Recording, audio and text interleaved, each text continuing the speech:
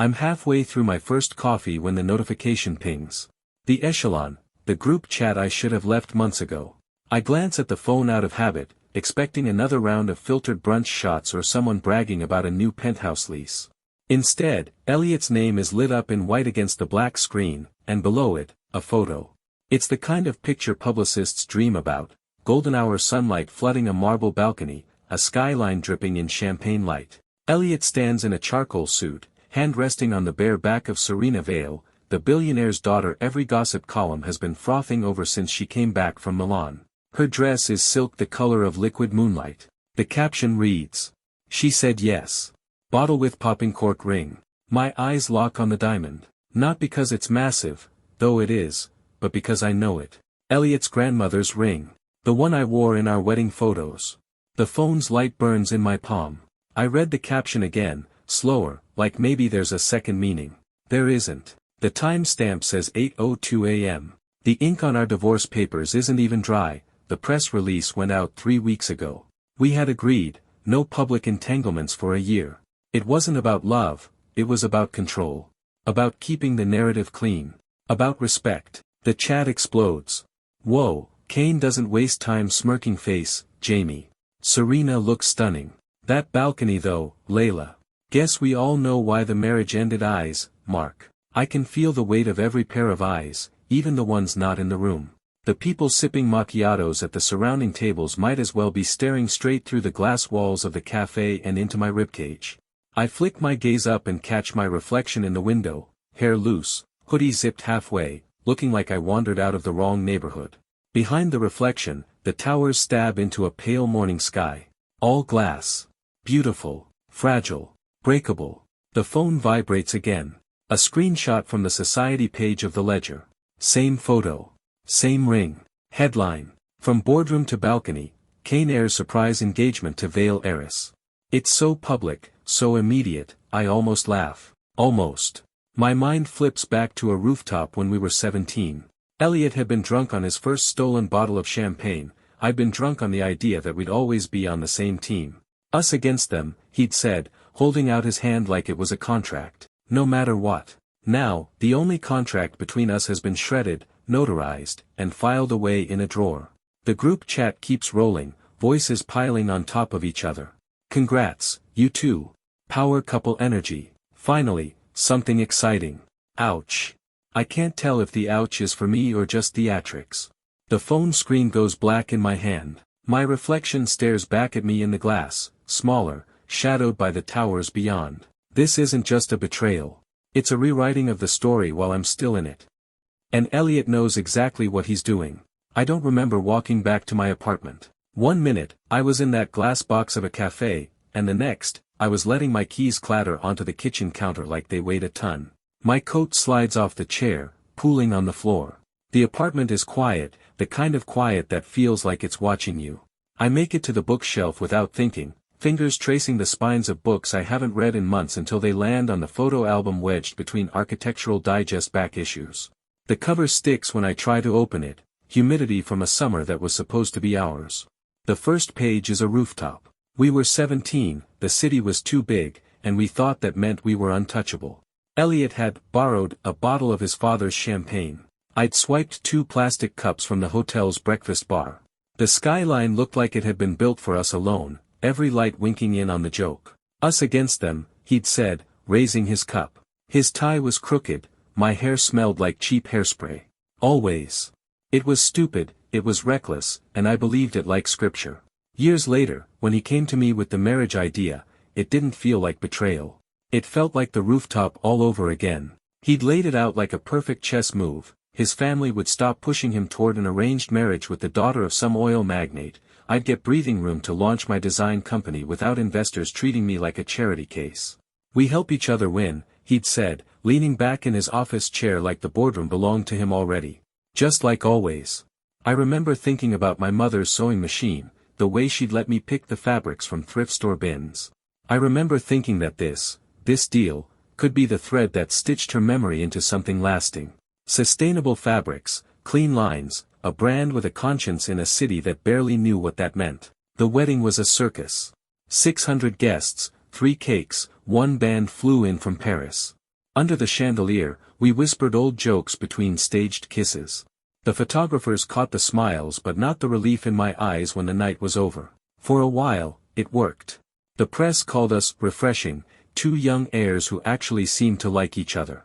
Behind the closed doors of our penthouse, we kept to our corners, him on calls about corporate acquisitions, me sketching dress patterns until my fingers cramped. But there were moments. Little cracks. Elliot forgetting to show up to my first product launch. His distracted nods when I talked about new suppliers. And once, just once, I saw a message flash across his phone, the name Serena Vale lighting up the screen like a secret. He said it was business. I told myself I believed him. Now the wedding photo stares up at me from the album. My hand in his. The ring on my finger. The crowd behind us, blurred but watching. I closed the album gently, like it might shatter. Maybe the truth is, the rooftop promise had been breaking for years, I just didn't hear the glass crack until today. The invitation is still sitting on my kitchen counter when I decide to go. I could stay home, pour a glass of wine, and watch the city glitter from a safe distance. But staying away would feel like hiding, and I refuse to give Elliot, or Serena, that satisfaction. The gala is for the City Arts Fund, one of those causes everyone loves to name drop but no one really understands. The atrium is all glass and light, floor-to-ceiling windows reflecting the skyline back at itself, like the whole city is watching. Waiters drift past with champagne flutes that look like they were polished by angels. I've barely made it through my first circuit of the room when the air changes. A subtle shift, conversations soften, eyes tilt toward the entrance. Elliot walks in like he's always been here, even though it's been 3 months since we've stood in the same room. Charcoal suit, effortless grin, and on his arm, Serena Vale. She's in emerald satin, her hair pinned back with something that catches the light like a secret. The crowd parts for them without anyone saying a word. I turn toward the bar, but it's too late. Long time, Elliot says, as if we'd last seen each other over coffee instead of a courthouse table. His smile is easy, the same one he used in wedding photos and business pitches. Not long enough, I say, keeping my tone flat. Serena's smile is warmer, practiced, and utterly devoid of sincerity. You look refreshed. I suppose freedom agrees with you. It's a compliment dressed as an autopsy. I take a slow sip of champagne. Some of us knew what to do with it. Her gaze flicks down to my dress, vintage black silk, the kind you have to dig for, then back up, all sugar. Oh, I'm sure you've been busy. Elliot told me you're still working on that. What was it? Fashion thing? It's a company, I say. Not a thing. Right. She leans just slightly toward Elliot, her hand brushing his sleeve. We're just so caught up with the engagement planning. The ring alone has been a project, I can't imagine anyone else wearing it now. The words are light, but they land with precision. Elliot doesn't flinch, doesn't defend. Just keeps that pleasant half-smile aimed at me, as if waiting for me to slip. But I don't. I set my glass down, nod once, and walk away. The sound of their voices fades under the hum of the crowd, but in the reflection of the nearest glass wall, I can see them still, Elliot leaning in, Serena laughing at something only he could have said. They look like they've already won. For the first time, I realize I don't need to win back anything. I just need to leave them in that reflection, where they can't follow me out. I tell myself I'm only going because skipping would be noticed. In our world, absence is as loud as a scandal. The yacht is already swaying gently against the dock when I arrive, its deck strung with fairy lights that make everything look a little softer, a little more unreal. Music spills out from the open salon doors, bass humming through the polished wood. Inside, champagne towers sparkle under warm light. Someone's hired a DJ who's too good for a birthday party, and a catering staff that treats every canopy like art. I find a drink, a corner, and a view, the trifecta of survival. And then I see them. Elliot, glass in hand, mid-laugh. Serena beside him, draped in midnight blue silk that looks poured onto her skin. They're orbiting each other like they've been choreographed, leaning in at the exact right moments, letting the crowd fill the gaps. I'm not looking at them, not really, when they drift closer. Didn't expect to see you here, Elliot says, voice pitched for warmth but eyes scanning me like a ledger. I had the date saved, I reply, cool enough to frost the glass in my hand. Serena tilts her head, that perfect little smile fixed in place. It's nice you came. These things can be awkward after a breakup, can't they? Breakup. As if that's what it was. David appears at my side like a well-timed rescue mission. I was wondering when you'd get here, he says, looping me into a hug. He doesn't even glance at Elliot or Serena, just pulls me toward the deck with an easy, come on, you have to see the view.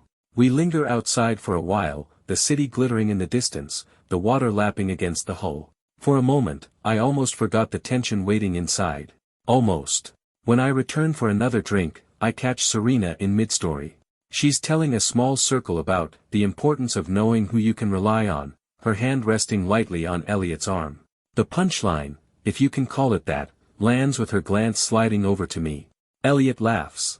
Not a nervous laugh, a complicated one. That's when I know. Out on the upper deck, the air smells of salt and diesel. I take my phone out, scroll to Elliot's name. My thumb hovers, just for a heartbeat, over years of calls, texts, late night, you up, jokes that weren't really jokes. Then I deleted him. Block his number. Block his socials. Cut the last cord. The party's still in full swing below, laughter and music spilling upward, but it's muted now, distant. Out here, the city's glass towers rise on the horizon, glowing against the dark. And for the first time in months, they don't look like cages. The invite comes on heavy cardstock with my name written in metallic ink, the kind of stationery that's meant to make you feel special. It's for the Winter Arts Fashion Gala, press, buyers, designers, and anyone who matters in the orbit of style. I should skip it. But one of my pieces is in the charity collection they're auctioning tonight, and the press coverage could mean new investors. I'm not about to hand Serena the satisfaction of seeing me hide. The venue is all glass and chrome, the lobby's marble floor polished to a shine that doubles as a mirror. Photographers crowd the red carpet outside, their flashes popping like gunfire as celebrities step out of black cars. I keep my chin level, my pace steady. Inside, the air hums with perfume, camera shutters, and the low murmur of money being counted in invisible columns. I'm halfway to the seating area when I hear her voice. Darling. Serena sweeps in like she's floating, emerald earrings winking under the lights. She kisses the air near my cheek, her perfume sharp and sweet. Elliot is just behind her, looking like he stepped out of a menswear ad. I've been dying to see you, she says, her hand light on my arm. And in such a charming dress, vintage again. It's original, I say. Of course. You've always had resourcefulness. Her smile deepens. That was the thing about the marriage, wasn't it? So generous of Elliot to help keep you afloat during that transitional phase. The words land like a blade wrapped in velvet. A cluster of photographers is suddenly at our side, sensing something worth capturing. Serena angles herself toward the cameras without missing a beat, her arm looping through Elliot's. She's being modest, Elliot says to the press, his voice light, as if he's sharing an inside joke. It was more of a charity project than a marriage, really. The flashes burn hot. I could cut him down right here. I could lay out every deal, every clause, every way I kept him afloat. Instead, I smile for the cameras, sharp, knowing. Funny, I say, my voice low enough that only they can hear. I thought charity was supposed to be tax deductible. Serena's smile twitches. Just a fraction, but enough. Elliot's mouth opens like he might answer, but I'm already stepping away, turning my face to the cameras with the same smile they wore at the yacht party, like they've already won.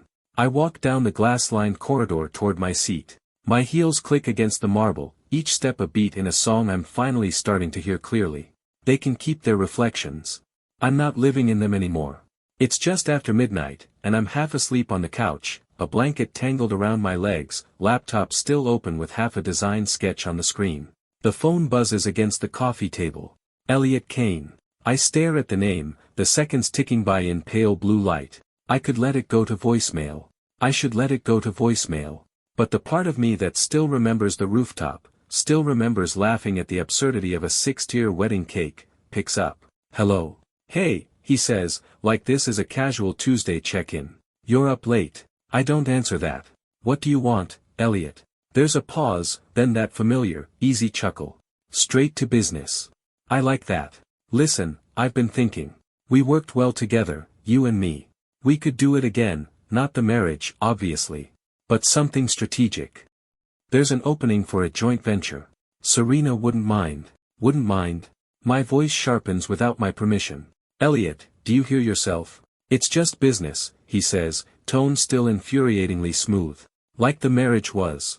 You got your company off the ground, I got my family off my back. Win-win. This could be another win. I let the silence stretch until it gets uncomfortable.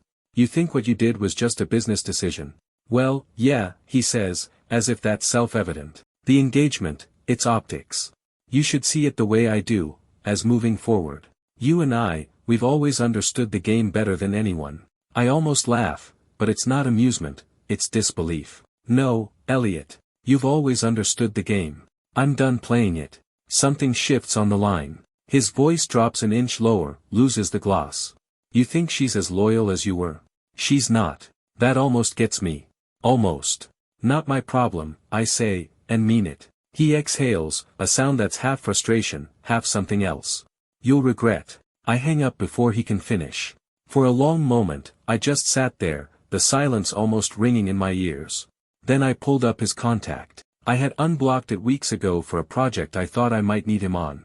I deleted it again. For good, this time. The apartment feels bigger without his voice in it. I wake to the staccato buzz of my phone on the nightstand. 7 missed notifications, then 22 more in the span of a minute. The group chat is going feral. I swipe through, still foggy from sleep.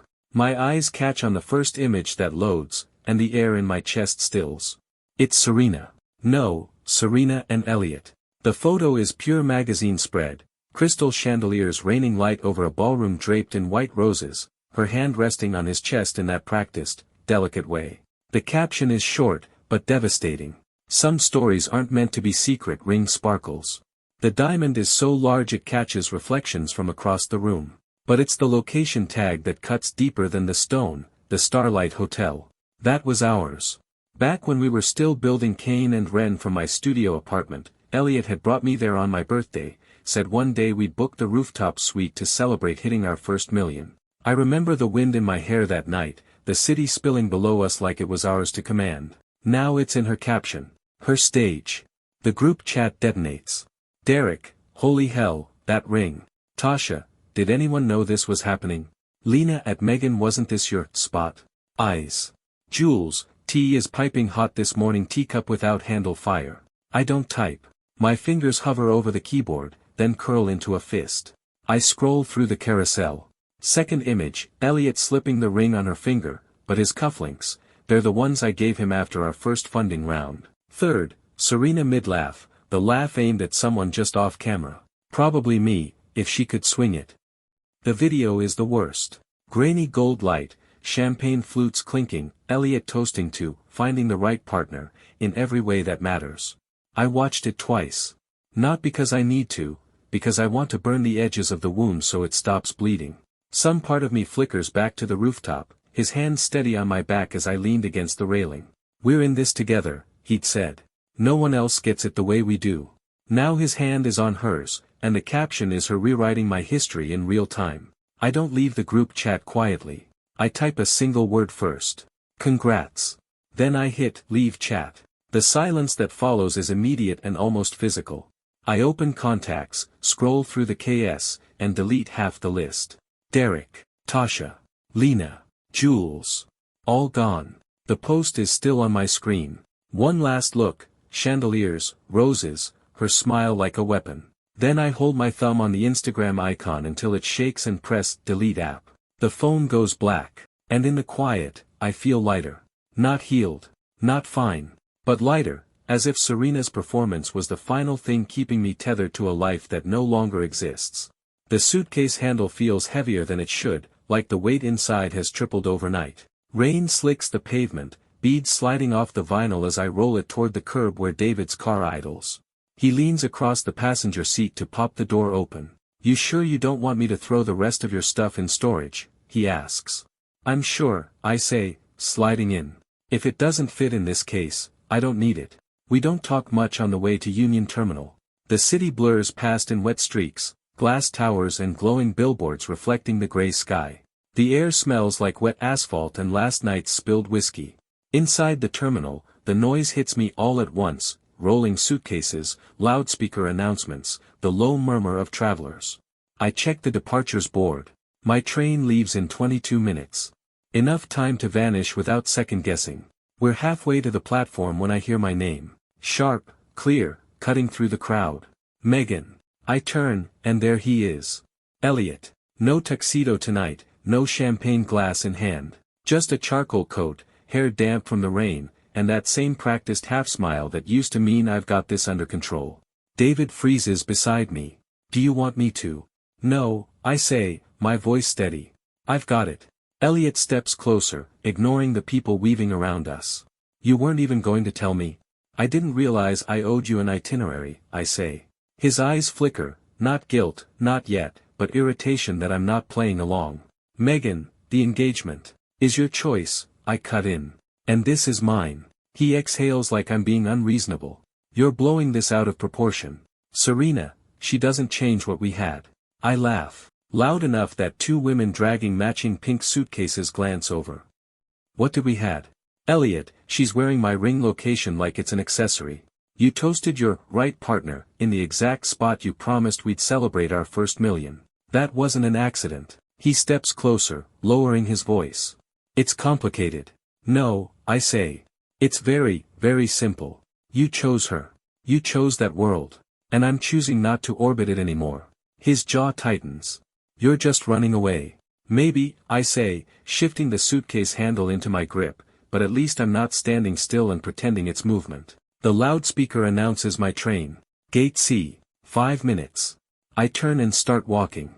Elliot calls my name again, but I don't look back. Not when the platform air hits cooler on my face, not when I hand my ticket to the attendant, not even when the doors close and the train starts to move. Through the window, the city shrinks, its skyline jagged against the low clouds. It used to look like a possibility. Now it just looks like someone else's stage. I let the rhythm of the track steady my breath and tell myself the same thing over and over until it feels real. Forward is the only direction left. The train slows, brakes squealing against the rails, and the scent hits me before the doors open, salt, sharp and clean, threaded with the faint sweetness of seaweed drying on the rocks. When I step down onto the platform, the air feels different in my lungs. Colder, yes, but lighter, like the city I left behind had been holding a thumb over my chest without me noticing. Port Brenton isn't big. The station's nothing more than a squat brick building with peeling paint and a sign half obscured by gull droppings. But the horizon is vast, the ocean stretching blue-gray to the edge of sight, ships like toy silhouettes drifting toward the breakwater. I roll my suitcase past a knot of fishermen laughing in heavy coats. The cobblestones are uneven, forcing me to slow down. Wind pushes at my back, carrying the cries of gulls and the distant clang of a buoy bell. The sublet is 2 blocks from the water, up a narrow street where laundry flaps from balconies. The landlady, a wiry woman with eyes like polished stones, meets me at the door. You must be Megan, she says, and her voice is rough from years of shouting over the wind. That's me. The room's small, but the view's better than a postcard. Come on. The place smells faintly of fresh paint and lemon cleaner. Mismatched chairs crowd the kitchenette, and the bed frame creaks when I drop my suitcase beside it. There's a desk under the window, its surface scarred with the ghosts of coffee mugs and ink stains. And the view, God. The ocean's right there, framed by the chipped white windowsill. Waves slap against the seawall, and the sun, low in the sky, spills gold over the rippling water. I run my hand over the desk's edge.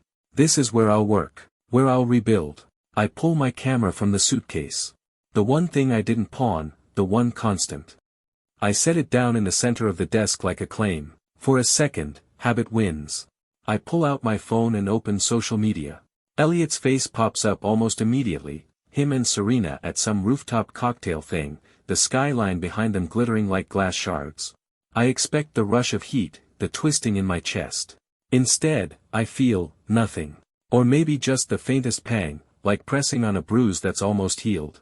I deleted the app. That night, after unpacking, I wandered down to the seawall. The wind catches my hair, tangling it, but I don't care. Stars prick the sky in thin, cold light, and the ocean moves restlessly below.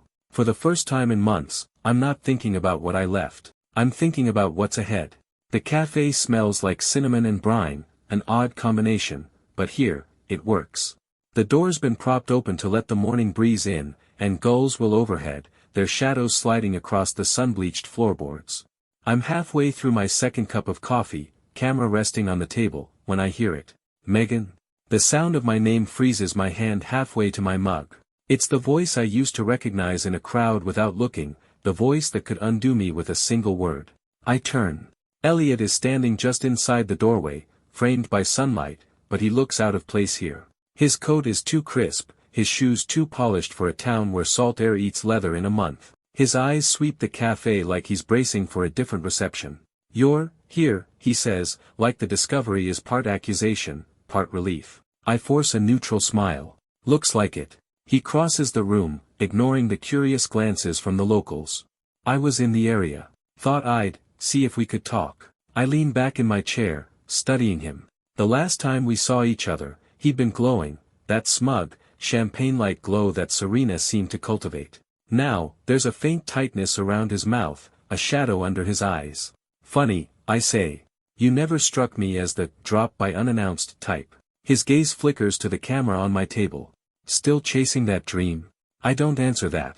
A fisherman at the counter calls, "Morning, Meg," as he passes, clapping me on the shoulder. Elliot's eyes follow him, lingering just long enough to register the familiarity. "I've been thinking about how things ended," he says. "Maybe I could've." I hold up a hand. "Elliot, we're not doing that." For a moment, he just looks at me. In the past, this is where I would have filled the silence, tried to soften the edges, make him feel comfortable. Instead, I stand, sling the camera over my shoulder, and drop a couple of bills on the table. "I've got somewhere to be," I say, and step past him toward the door. The wind outside is cold enough to sting my cheeks, but it feels like clarity, sharp and bracing. Behind me, the cafe door swings shut, cutting off whatever he might have said next. I don't look back. The harbor is still half asleep when I set up my tripod. The sun's first gold edges are cutting through the fog, painting the fishing boats in streaks of light. I'm waiting for a particular shot, the exact second the gulls lift off in unison. It's the kind of image the contest judges love: timing, motion, atmosphere. The phone in my pocket vibrates again. I ignore it. It's been buzzing all morning, texts, missed calls, even a voicemail. I don't need to check to know who it is. Elliot's name flashes in my mind like a stubborn afterimage. I frame the shot, adjust focus, and hold my breath. The gulls stir, wings shivering. The phone buzzes again, this time with a text preview across the screen. "We should talk. You owe me that much." I press my lips together, ignoring the way my chest tightens. I'd told him at the cafe, no rehashing, no circling back, but the message reeks of someone who thinks persistence equals inevitability. Across the pier, I catch sight of him. He's leaning against a lamppost, dressed like he stepped out of a city boardroom instead of a fishing town. Even from here, I can see the tension in his jaw. I turn my back to him, crouching to line up the next shot. The gulls take off in a burst of white and shadow, and I catch it, wings frozen mid-sweep against the rising sun. Perfect. By the time I pack up and walk toward the gallery, my phone has 6 more messages, half tentative, half barbed. "You've changed. I just want to understand. So this is it? After everything?" I put the phone on silent. Inside the gallery, the smell of fresh paint and sawdust replaces the salt air. Francesca, the owner, waves me over. "You got the shot?" she asks. "Better," I say, showing her the frame on my camera. She whistles. "That's your contest winner." We spend the afternoon hanging prints and positioning lights, the hum of preparation drowning out the noise in my pocket. Outside, gulls scream over the tide. Inside, my world is crisp, ordered, mine. As the sky darkens, I step out into the evening air. Stars scatter above the harbor like someone spilled a handful of diamonds. I scroll to Elliot's thread and type 3 words. "Don't contact me." I hit send. Then I slip the phone away and walk back into the gallery, where laughter and the smell of strong coffee spill from the open door, and the only thing waiting for me is tomorrow's light. The gallery smells faintly of varnish and wine. Strings of warm lights hang overhead, casting a golden glow over the framed photographs. My entry, "The Sunrise Gulls," is centered on the main wall, and every time I catch sight of it, something inside me steadies. People drift in and out, glasses clinking, voices rising in little bursts of laughter. Francesca flits between guests, introducing me as our town's rising star. The words don't embarrass me anymore. I notice what's missing: no messages, no calls, no shadow in the doorway. Elliot has gone silent. Someone said they saw that city guy heading for the station earlier this week, Francesca murmurs when we're alone at the back table, flipping through event programs. Guess he wasn't much for the sea air. I just nod. The news lands like a pebble on calm water, small ripple, then nothing. By the end of the night, my cheeks hurt from smiling. A visiting curator from Boston takes my card, saying she wants to feature my work in a coastal landscapes show next spring. The thought of it sends a flicker of excitement through me, not because it's escaping from here, but because it's a bridge to more. Back home, the tide is high. I sit at the edge of the porch with a cardboard box in my lap. Inside, wrapped in tissue paper, is the silver tie pin Elliot wore on the day we signed the marriage contract, the public performance moment that had launched our strange, brief history. I don't remember why I kept it. Maybe some part of me thought it meant something. I hold it up to the moonlight. The metal gleams, but it feels cold, lifeless. The waves reach high enough to lap at the bottom of the steps. I stand, walk down to where the water curls around my ankles, and toss the tie pin into the black water. It disappears without a sound. When I turn back toward the house, the wind shifts, carrying the scent of salt and wood smoke. I close the door behind me without looking back. The harbor is still when I step onto the pier, the air smelling of brine and cold pine. Gulls float in the distance, their cries sharp against the soft slap of the tide. I'm not here for a contest or the gallery. I'm just here because I want to be. The camera hangs warm in my hands from the morning sun. I track a line of light across the water, the kind of golden shimmer you can only catch in the first 10 minutes after sunrise. Perfect angle for a merganser, a voice says behind me. I turn. She's standing there with a canvas bag slung over one shoulder, wind tugging at her hair. Early 30s, maybe. Warm eyes, easy smile. I'm Anna, she says. Marine biology station up the coast. We're tracking a couple of rare visitors to this inlet. I show her the shot I've just taken. She studies it like it matters. You've got an eye for water light, she says. You should see how it changes when the flocks come in. It's strange how effortless it feels to talk to her. We walk the pier together, pointing out shifts in color and shadow, trading stories about storms and cameras and, in her case, seabird migration patterns. Before she leaves, she asks, ever thought about joining a field trip? We're documenting nesting sites next weekend. I could use someone with your perspective. I nod without hesitation. I'd like that. Back home that afternoon, the air feels different, light, expectant. Until I see him. Elliot is leaning against my porch rail, eyes shadowed, jaw rough with stubble. His suit jacket looks slept in. Megan, he says when I step closer, voice breaking on my name. I've been wrong. About a lot. About us. I can fix this. We can. No, Elliot. I keep my tone steady. There's nothing to fix. The marriage wasn't real, and whatever came after, that's over too. His hands clench. So you're just walking away? I already have. I go inside, shut the door, and listen until his footsteps fade. The next morning, Anna is waiting at the dock with a thermos of coffee and 2 sets of binoculars. The sun lifts itself over the horizon, lighting the water in molten gold. For the first time in months, I feel like I'm exactly where I'm supposed to be. The sea is glass this morning.